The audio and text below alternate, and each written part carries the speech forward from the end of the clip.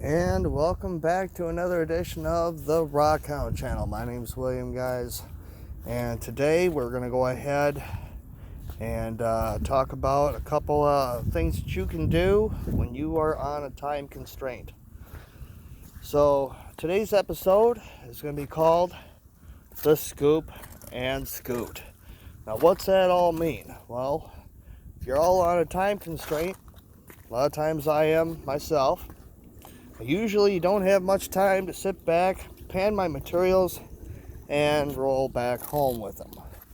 A lot of times I turn around, get to location, maybe have about 10 to 15 minutes or so to get what materials I can visibly find, and then return home. Well, what are the tools for that particular job today? Well, I'm going to show you right now. Just a bucket and a shovel. So what's that all entail? Well, today I'm basically back at location at the honey hole, and I'm looking for all this stuff right here.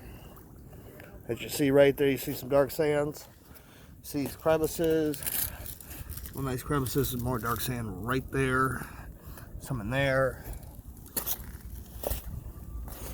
a little bit right there looking at, and a little bit right in there, and some right here.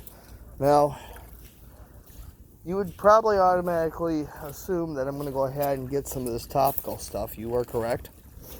And that is exactly my mission today. There's some more right there. Some right there. Look at that little hole right there. Really nice little spot to huddle some materials. Wow. Look at all that black. This is like the gift that keeps on a giving in this region. I don't know how else to explain it. Wow, nothing but black there. So we're going to go ahead and get underway. And I'll get right back to you guys, see how this works out. Now, rules to doing this. Those very same rules that I had set out in some of my previous videos still apply to this. So, when you are on a scoop and scoot, you're going to go ahead and make certain that if you're going to dig it up, you're going to fill it. If you've packed stuff in, you're going to pack that back out. You see garbage alongside here, be sure to pick that up. Believe me, the earth's going to thank you later for that. And trust me, this beach looks a lot cleaner since I started this little program about 3 years ago. Because this was full of trash. Glass bottles, plastic bags, aluminum, you name it, it's been out here. It basically looked like a landfill at one point. And now since I've started, it looks good in here. I went all the way up there to the bluffs, worked my whole way down to the shore. So I've done a lot to make certain this place looks clean, and I'll always leave it clean. So I'll be right back, guys. And back at it again. So now I went ahead, scouted all my shoreline, and had to make a judgment call here. This looks like the best area possible to get what I want and go home. So without further ado, we're going to go ahead and get started on that. So since we only have the bucket and the shovel with us, means we got to use our bare hands, get rid of most of the stuff. We're going to go ahead and toss that aside. Get as much of that possibly out of the area. So that way we can further look into what other goodies are hiding behind the stone. You never know what could possibly be here. Look at that right there. Very nice.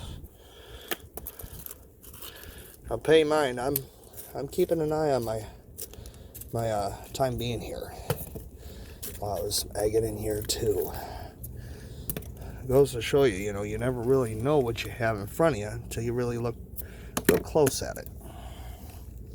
And believe me, I see a lot of it when I'm down here. Every time. It's almost near impossible for me to even want to leave. Some days it's so difficult. So a lot of nice stuff right in here. It looks like it kind of came down from this little crevice and kind of followed a path straight down here all the way down to the shoreline just behind me. So I'm going to go ahead, grab as much of this, and I'll show you exactly what I meant by scoop and scoot. And then we're going to fill this back up with some nice clean fill from over here at the other side of the beachhead, which is just down there. And then we should be able to take off here without any worries about anybody getting, you know, tripping in a hole or whatnot. So the biggest point about this is making certain that we are making a very minimal footprint of us being here. So let's go ahead and get started here. And we're back, guys. So it's only taken me roughly about 8 to 10 minutes to go ahead and do what I had to do, and it doesn't even look like I've been here. All I did was place boulders. If you got boulders or little rocks and pebbles and stuff like that, you can fit in the little scoop areas that you've been in, you're in good business. So I've gotten roughly about, say about a half of a bucket there, and I'll pay mine, that's like a 1 gallon bucket, by the way. And I'm going to go ahead, make sure that I finally crunch down most of this little stuff here. And then I'm going to book it back home, and you may see the later video of me working this material really good, and hopefully get a little bit of gold out of it. Really hoping so, because, you know, every time I'm out here, it's always an adventure. I always end up with something good. And I already seen a bunch of nice agate sitting in there, and really happy to see that. So until then, guys, this is William with the Rockhound channel saying, stay safe, guys, stay panning.